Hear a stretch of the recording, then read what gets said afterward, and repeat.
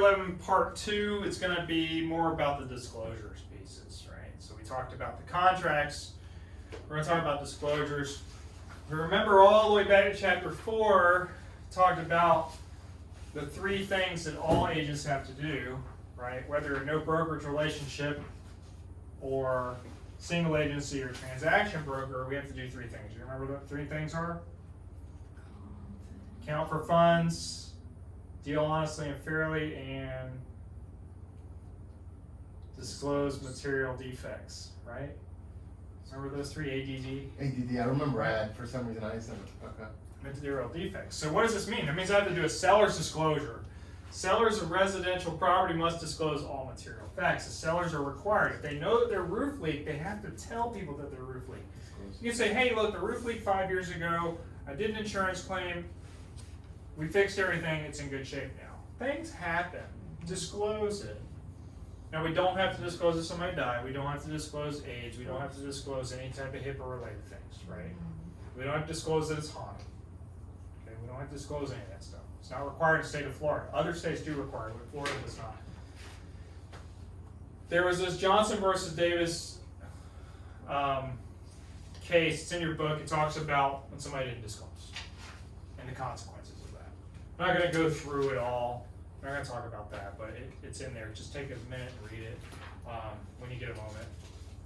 And then there's this as-is provision. Everybody says, well, you need to send me an as-is residential contract by the Florida Bar. As-is does not mean as-is. As-is does not relieve you of your required disclosures. As-is means I'm selling this house and I'm not going to do any repairs. Well, guess what? As-is doesn't mean as-is, because if the appraisal comes back and says the value is $270,000, but you have to fix X, Y, and Z, guess what? You have to fix X, Y, and Z, and as-is is not relevant. Right. So when people say as-is, I'm saying you're going to open yourself up to a lawsuit. I see that. Or you're going to open yourself up to some type of binder dispute. As-is, where-is does not mean anything. The theory about as-is, where-is means I'm not doing any repairs and we're not moving the house. It's what it is, where it stands. But if you need a new roof, all these other things, as-is doesn't mean as-is. If it's cash, as-is will mean as-is. Right?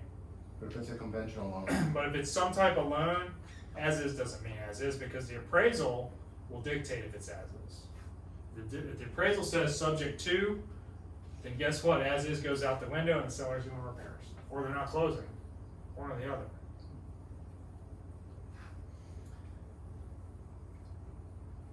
What do we do if there's no seller's disclosure? There could be a situation where there's no seller's disclosure. Maybe they never lived in a house. They bought an investment property. They don't know what's going on. I don't necessarily believe that. If you rented a house for 8 years, you know if you had to replace a water heater. You know if there's something wrong with the AC. You may not know every single thing about the property because you don't live there, but you still know something to at least partially fill out a disclosure.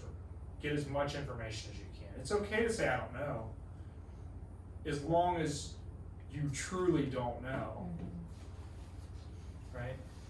If it's new construction and you've never lived in the house and you've never had an inspection, I've actually created a document called no seller's disclosure because it's new construction, so I have people sign off on that. So we truly don't know. It's under warranty with the builder anyway, so if something happens, you're free to do an inspection. Do an inspection. Buyer beware, caveat emptor, right?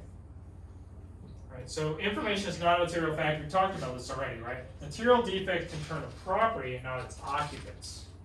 So occupants could be partitions, phantoms, right? It could be people with AIDS, could be people that are sick, could be people that died, could be people that had strokes. Whatever the case is, they're the occupants, not the house. It has nothing to do with the house. Right. It's if it's haunted, ghosts live there, right? The aliens might live in your house, but you don't have to disclose that. Right? Occupants are roaches or rats. No, not really. Just kidding.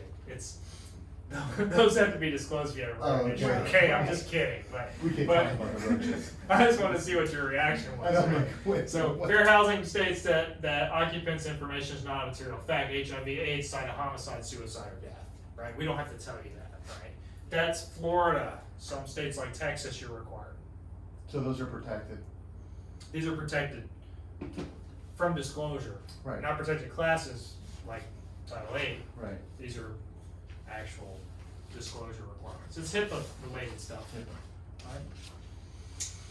Then we have this beautiful thing called radon. Radon gas is a colorless, odorless gas that comes through the soil, goes through foundations. It's heavy metal it's a heavy gas, and it will give you cancer. Okay, it's known to give you cancer. So we're required to give radon disclosures on a sale and lease contract that they have the right to inspect. Now, in Northeast Florida, we don't really have a big problem with it, but Central and West Florida, we do. So what we always do is we try to give them information on radon gas, and we also try to, it doesn't require the testing of it, but we do tell them if they're in those areas that are subject to it, then we should. Now, in Northeast Florida and North Central Florida, we're real close to the aquifer. There's a lot of limestone, there's a lot of water, right? So radon gas doesn't come through that. It comes through the higher elevation areas of Florida. So like, west of Tallahassee towards the Georgia border, there's gonna be more elevation. So the more elevation's got more of the soil that's not the same. It doesn't have the water intrusion that's dissolving these gases. So that's why radon's still a factor. Now radon's more of a factor up north. Midwest, Kentucky, Indiana, stuff like that. You're gonna see more of that because think about the substrate in the soil. Right? All you need to know about radon is that it's a colorless, odorless gas that can cause cancer. So It doesn't. we don't require disclosures. We don't require testing of it, but we need to tell them about it. We need to tell people about it. It's actually in the contract. Okay? It's not a separate disclosure. Now, different from lead-based paint, you must know that houses prior to 1978 have to have a lead-based paint disclosure. Have to have a lead-based paint disclosure if it's prior to 1978. If the house is built in 1977 or before, it has to have a lead-based paint disclosure. Why? Because lead-based paint causes cancer. It's health related. This is one of the biggest ones that people mess up, and this is one of the biggest ones that you will get a fine for because it's health related. Make sure you have a lead-based paint disclosure. Residential lead-based paint disclosure. It's the Residential Lead-Based Paint Hazard Reduction Act. Houses before 78, we use lead in the paint. Kids used to eat the paint, get cancer. You have to disclose it on a separate document or incorporate in a sales contract. In North Florida, we use a separate disclosure for lead-based paint. It's that serious, we use it. There's a lot of houses in Jacksonville that are built before 78. Just because you painted the house again doesn't mean there's not lead-based paint in the walls. You've painted it over so you're not exposed to it, but you still have to let people know about it, because what happens if they decide to sand 5 layers of paint off the wall? The lead-based paint's gonna get in your lungs. You need to let people know that there is a possibility of lead-based paint. So what we'll say on those houses, seller doesn't know, they haven't lived here more than 5 years. However, there is still a chance that there could be lead-based paint in this house. You have the right to do a test. And that's just for all houses that are prior to 78? Right, after 78 it was outlawed, so you don't have to worry about it, right? It's a big one, this will be tested. You'll get a question on lead-based paint. What would the question be like on that? Houses prior to 78. Okay. Simple. That's what we have. Homes built prior to 78, sellers and landlords must disclose presence of any known lead-based paint. You also have to disclose if you don't know of it, but you still have to disclose, right? Buyers and renters must be given this EPA booklet. If you're giving somebody a lead-based paint disclosure, you need to be giving them the information pamphlet as well. Sellers must allow buyers to conduct an inspection. They get 10 days to do this lead-based paint analysis. There's no exceptions to this. Like, inspection is not required, the seller's not required to pay for the inspection, but they do have the right to do the inspection. Now, on the document it says we waive the inspection agreement, that's fine. If they don't want to do it, they're allowed to waive it. The buyer can waive it, the seller can't.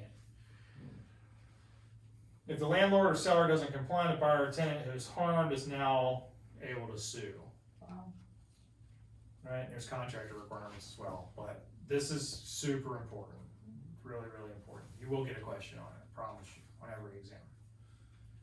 Then we have this new thing, well, it's not new, it's newer, energy efficiency.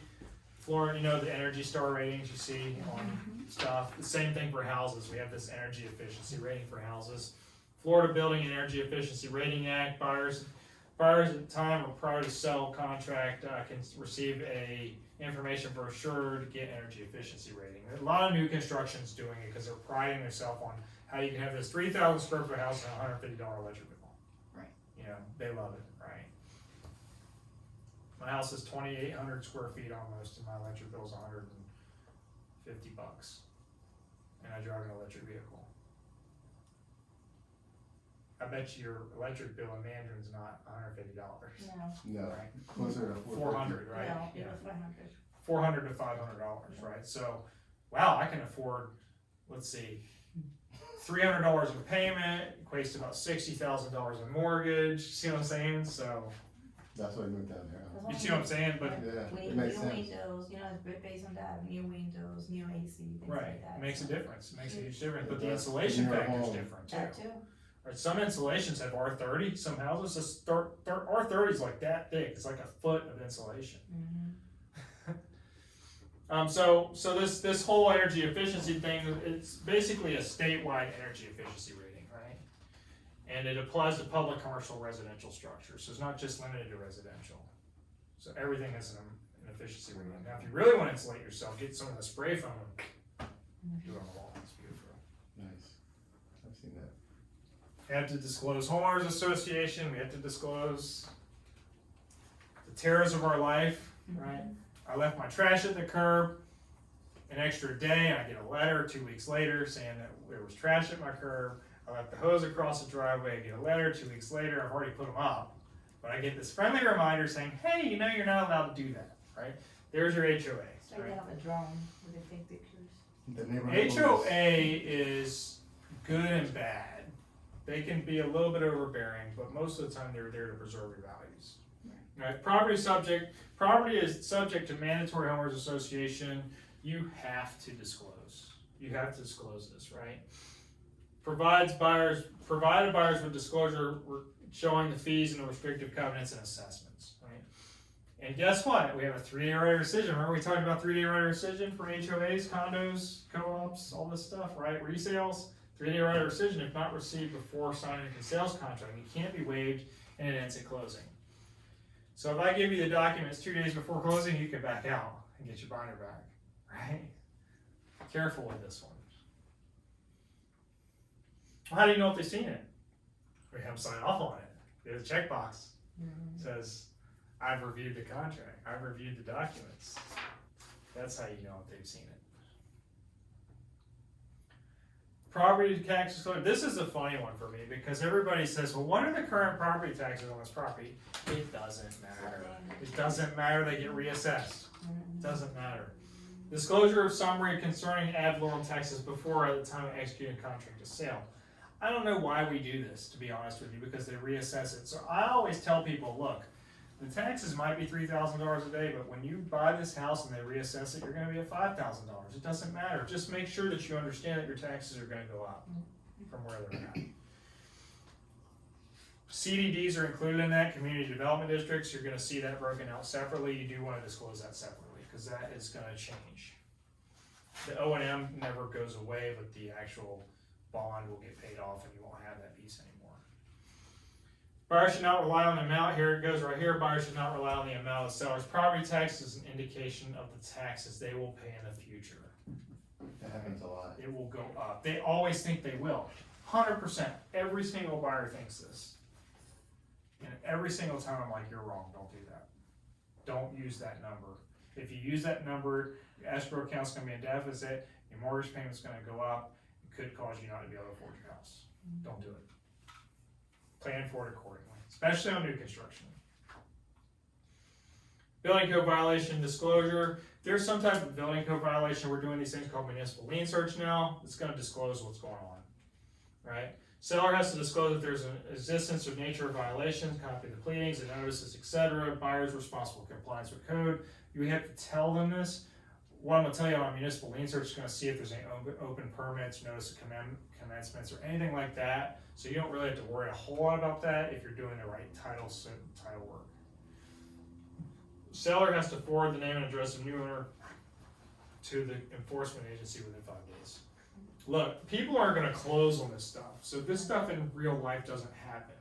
It does happen, obviously, it wouldn't be a thing, but in this day and age with the municipal lien searches and everything, they're gonna require the seller to close out any of this stuff prior to transfer of title, so we don't run into those situations. Here's the CDD I just mentioned, it's in your tax bill. Independent Special District, basically it's a development district, community development district. So some of these neighborhoods, especially in St. Johns County, I'll use Trailmark as an example, as a master community. There was a county bond that was put on it, and every lot has to pay a fee, right? And the fee's paid over 30 years. There's an operations and maintenance portion of it, and then there's a standard portion of it, right? That standard portion, the bond portion goes away. The operations and maintenance, they have to continue to pay for the duration of the time they own the property. But it's billed in your tax bill. Services the long-term needs of the community. It also helps pay for like fire departments and stuff like that. It's extra taxes, right? Schools, that's why St. Johns County schools, they have a little better budgets because of CDDs, right? Construction operates, maintains the infrastructure with services, develops finances, and construction infrastructure by bonds. So this is bond, you have to pay it off, it's like a 30-year bond. Homeowners repay the bonds through tax assessments and written disclosures always required in this contract of sale. We have a separate disclosure called Community Development District Disclosure, so CDDD. Right? They always call it a CDD disclosure. CDD. A lot of places there's no CDDs allowed. Right. Yeah. My neighborhood's no CDD. Yeah. Right? I won't buy in a CDD neighborhood because it's an extra couple $100 a month. Yeah. I do it. Hurts my buying power. Other people say I'll do it. Because but a lot of times they have these big nice water slides and all sorts of stuff. Like Bartram Springs. Right, like Nocatee, Yeah.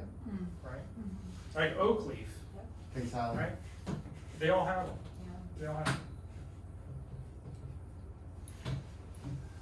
I really shouldn't have to go over this misrepresentation fraud. Misrepresentation is making a mistake, right?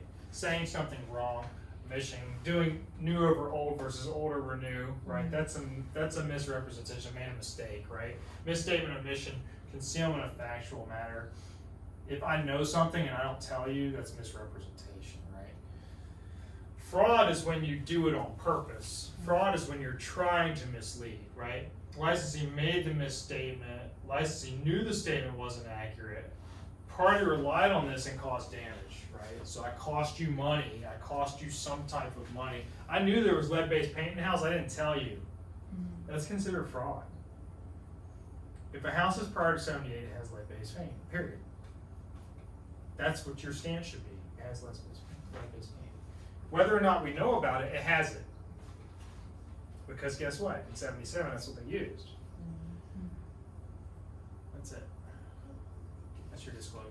Base located 1978. So my parents' house, let me see how old is their house. I don't